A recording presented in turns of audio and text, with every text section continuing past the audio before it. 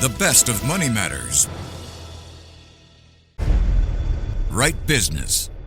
Welcome to The Right Business, where we dive deep into the stories of trailblazers who dare to disrupt the status quo, find the gap in the market to find the right business. Hello, I'm Hong Bin Jung. When we travel, we usually think about sightseeing, luxury hotels, or ticking off popular attractions. But what if travel could be more than just a getaway? What if it could leave a real impact, build connections, and create lasting change for the communities we visit?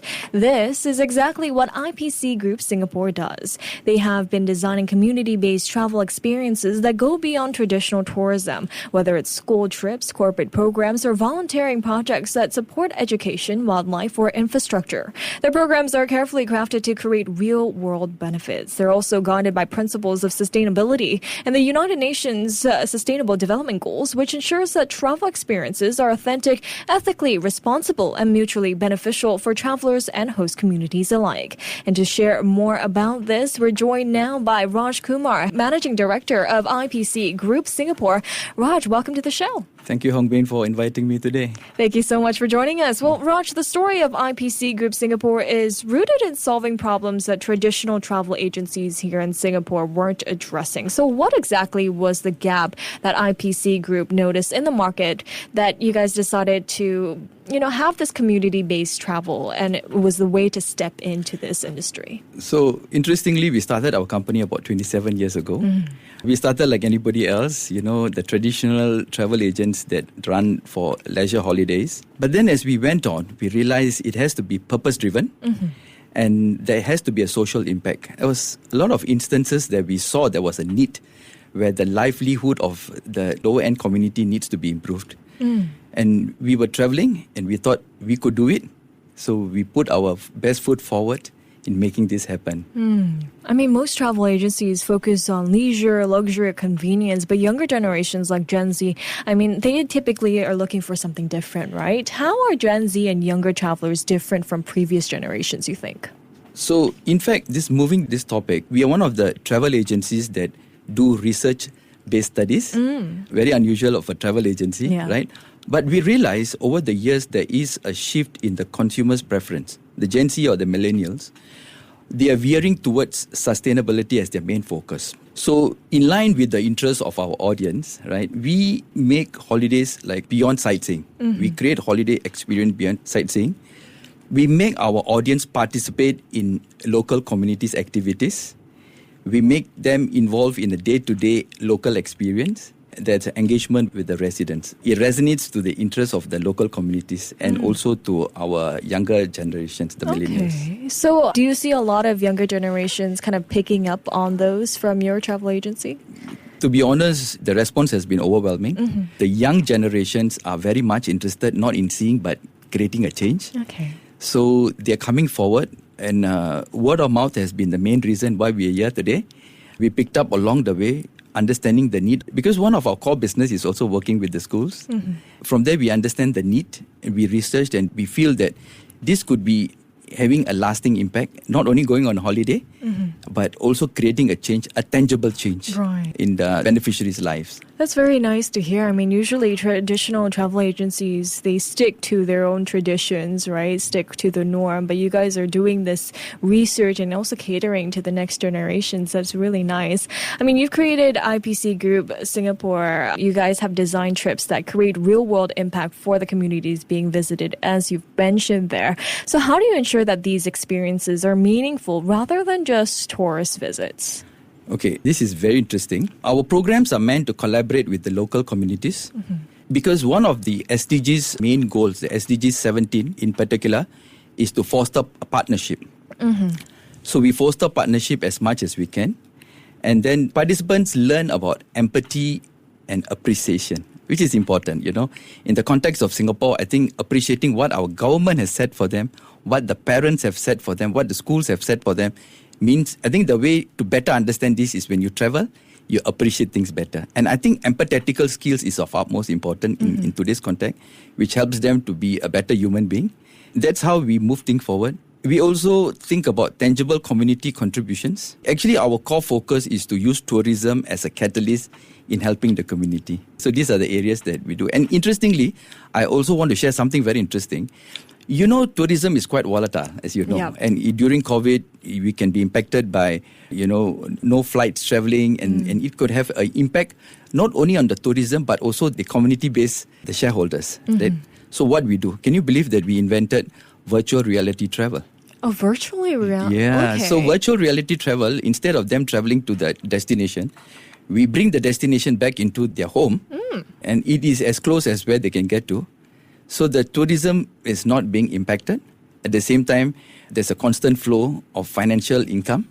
So it's something unique, something very unusual for a travel agent to do it. But thank God we had the knowledge and we did research and we found out this is very suitable. Is that still something attractive It amongst is very travelers? attractive. Really? It is very attractive. It became a segment of the business by itself. Yeah. Oh, wow. That's very interesting. I mean, you guys also work with very different groups, from schools to corporate clients. How do you tailor your programs in different groups then? I mean, what sets those experiences apart from one another? Okay, so schools are different. Corporates are different. Now, schools are focused on few key areas which I want to share. Life skills learning, the curriculum-based studies, social emotional learning, cross-culture immersion, and also a topic on global citizenship. Now, if you know, there's a lot of global citizenship movement happening. Kids travel into different parts of the world on an exchange program, and also they also want potentially to start a business. So the best way to learn it is to spend time in the country, and this is where our community-based, tourism helps them a lot in many ways. Oh, is there a best destination that, schools should go to have those life learning skills? Of course. Singapore, we are very strategically located. So we have a good access to the neighboring countries, which makes a perfect hotspot for, community-based tourism. We can talk about Vietnam, Cambodia, Laos. They also indulge in culture learning. At the same time, they also spend time with the local communities. So there's a lot of opportunities in our region. And thank God we are blessed in Singapore. Our economy is doing better than the rest. We are the driver in the Southeast Asian community. So because we are the best and we could give out the best, so we could do a lot of work for the needy communities in our neighboring region. Definitely. And it looks like sustainability and social responsibility are essential to your program. How do you integrate those principles, especially because you guys align your approach with the United Nations Sustainable Development Goals into your travel experiences? And, how do you balance giving travelers authentic experiences while also protecting and benefiting local communities? Okay, so, we have SDGs close to our heart. SDG is an envision set by the United Nations, Envision 2030, in how we make or alleviate problems in the world to make this world a better place by 2030. Now, we sit with the clients, understanding what is their interest and their need, and against the need of the community, and we find a balance along the way.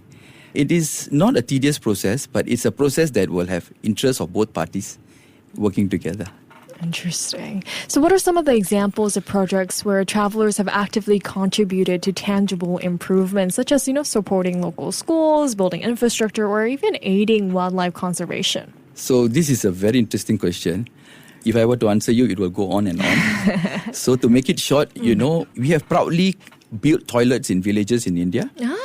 Yeah, very interesting. And we built water well, part of the water and salination program in a rural community in Africa, in Zambia. We also built schools for students in Cambodia, in rural Cambodia, because we think education and literacy is a core agenda that needs to be addressed. Recently, I was in China to promote panda conservation. Oh. How's that? Oh, that sounds very interesting. Sign me up. Panda is really, really cute, in Chengdu. And in Nepal, we do medical equipment supplies. All these programs, if you understand and see, it's aligned with the SDG 17, because SDG 17 is what we benchmark against our work. And it's an amazing thing. To be honest, I just also wanted to highlight something. The community-based tourism is valued at about $570 billion, was valued at $570 billion in 2022. And guess what? It is expected to have a turnover about 2 trillion in 2032. Oh, wow. So, I've been to a lot of the tourism fairs in Singapore. I realized that, they sell leisure holidays, which is good. They sell group holidays, which is also even good. But I think there needs to be a bit more focus on community-based tourism. Not only that you go and see, but you have a tangible impact on the ground on somebody's life. Amazing. I mean, community-based travel is still a relatively new concept in many markets. So where do you see the trend heading in Southeast Asia, as well as globally over the next few years? And how is IPC Group planning to adapt or expand to meet evolving demands? So I think, we see a huge potential growth in this area. Key areas that we want to focus on is to protect environment, which is our key primary agenda, to reduce carbon footprint, convert all our programs into an eco-friendly type holidays, as much as we can, as much as we should, right? Being responsible people in this ground. And then we also understand something. There is a paradigm shift from traditional to immersive and interactive and engaging type of holidays. So gone were the days where you sit from the bus and you see on the right is this, on the left is this. Now they want to be involved. They want to be engaged, interactive. So there's a shift in the way people want to go on a holiday. Definitely. Well, ultimately, Raj, what do you hope travelers will take away from these experiences? I mean, what does a successful trip look like for both travelers and host communities for you beyond profit? To be honest, I think it has to be measured by the transformation and the changes to the community.